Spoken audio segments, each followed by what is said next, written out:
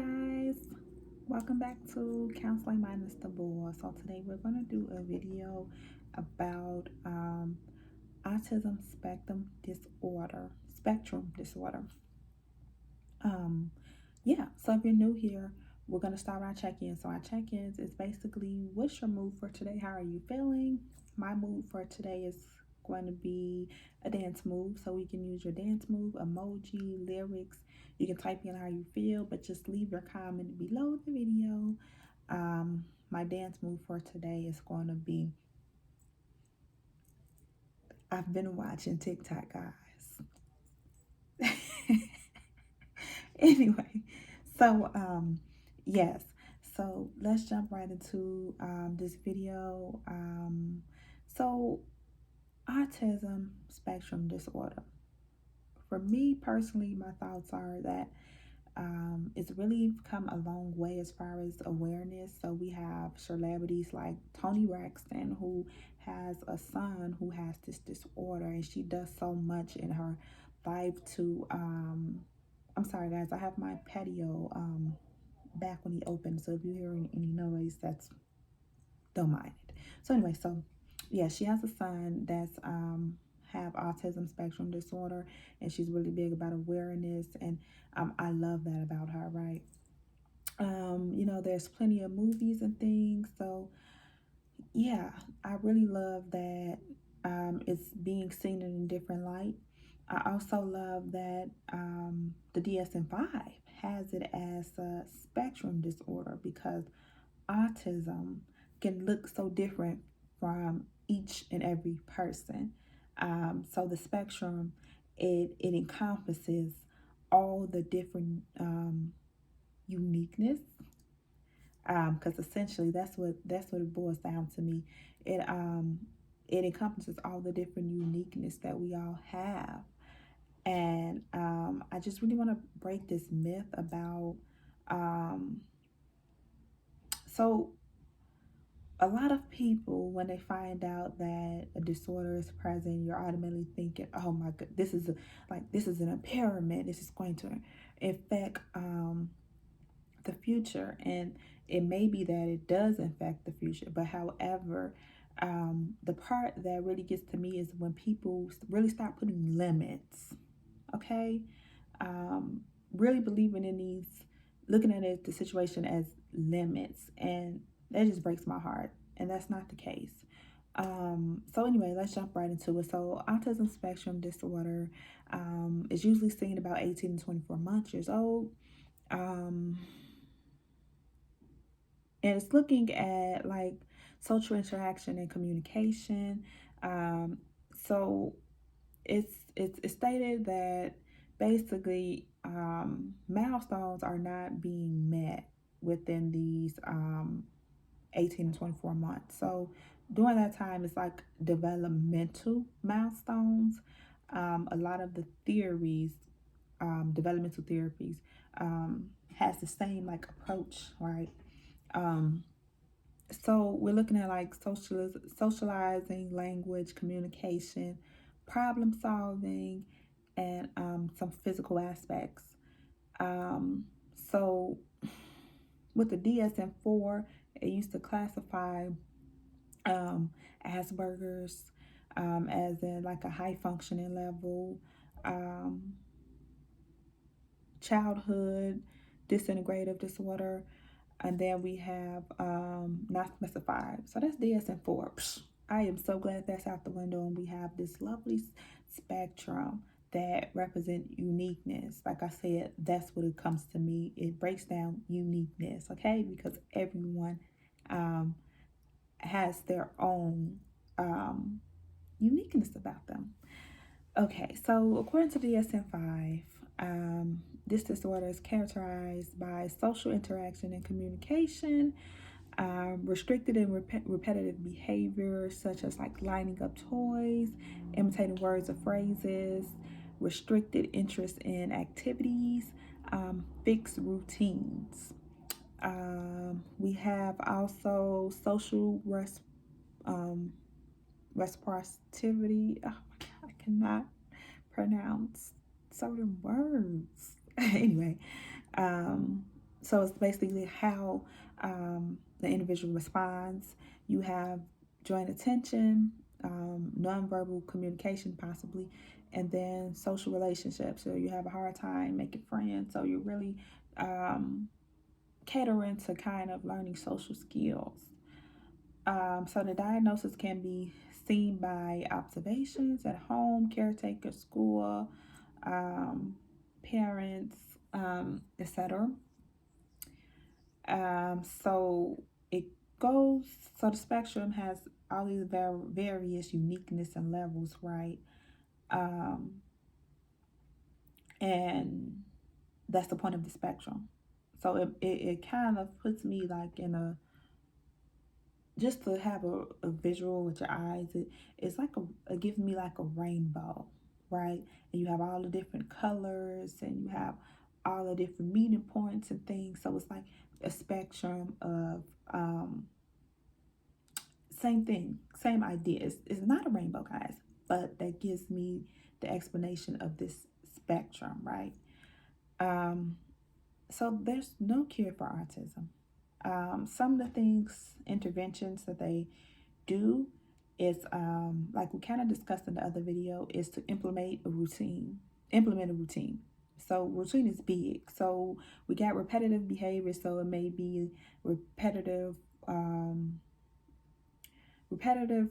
Behavior as far as lining up toys, imitating the words and phrases. If you may have like a particular interest, so you may be really fascinated on cars. So meaning you're going to be very knowledgeable about cars because if that's your only interest, like I'm not saying you don't have any other interests, but you're really focused on this interest, right? So that's already a strength there. Like boom, you're gonna be a know it all about the cars. Okay. So yeah, anyway, so back to the intervention. So behavior therapy is some of the things that can be done as far as intervention. So teaching social skills, as far as like communication, um, spacing, um, giving people the amount of space, but standing next to a person, okay, not invading their space, um, things of that nature, right? And then we have IEPs, so individual education plans.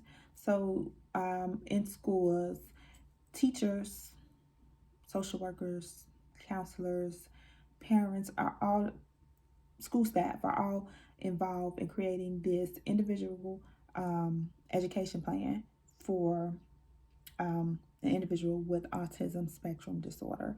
So it's in this plan. It's ways to treat behaviors, ways to the student may learn best. It's really an individualized plan to help,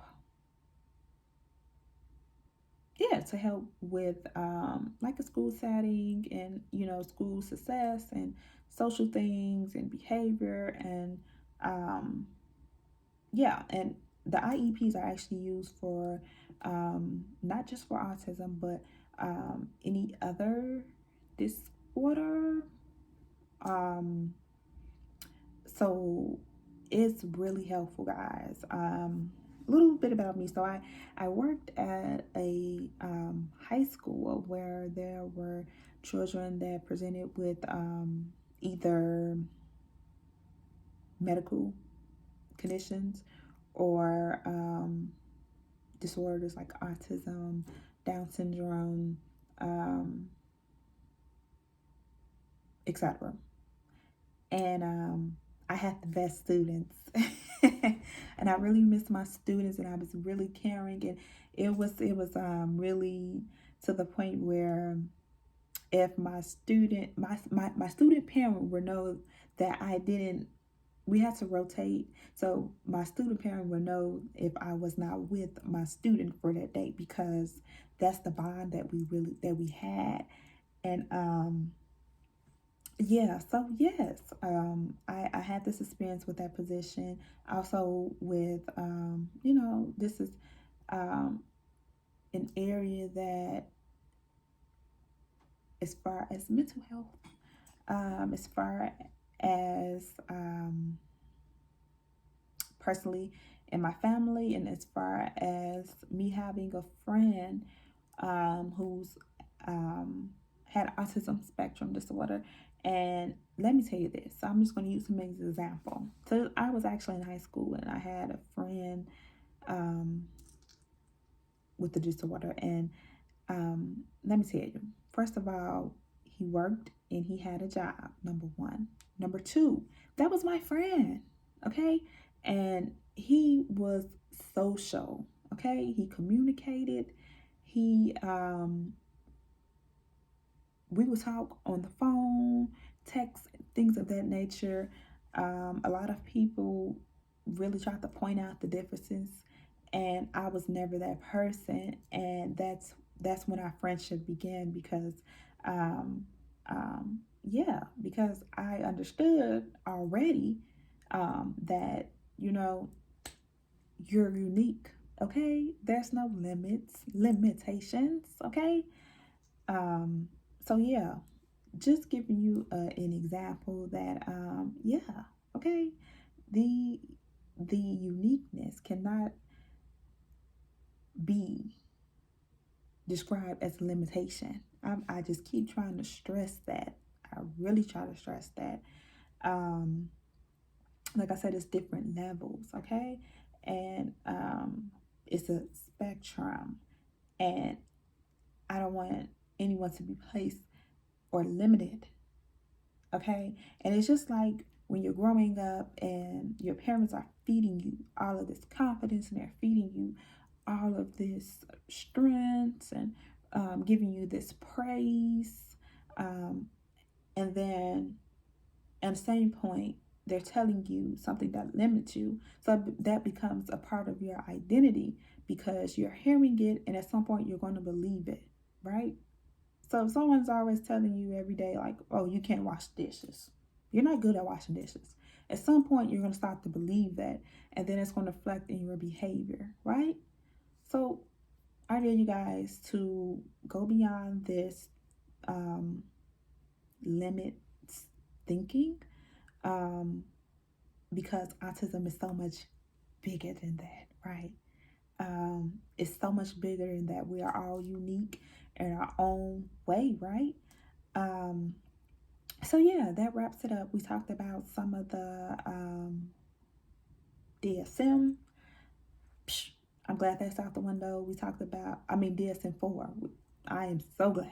Okay, they made um, clarity with the DSM-5, and then we talked about um, the different levels in the spectrum. We talked about some of the interventions that's used. So yeah, I'll wrap it up here, guys. Thanks for watching. I'll see you next time. Thanks for being on a journey of love, growth, and healing. Like, share, and subscribe. Put your check-ins below. And then I'll see you next time, guys.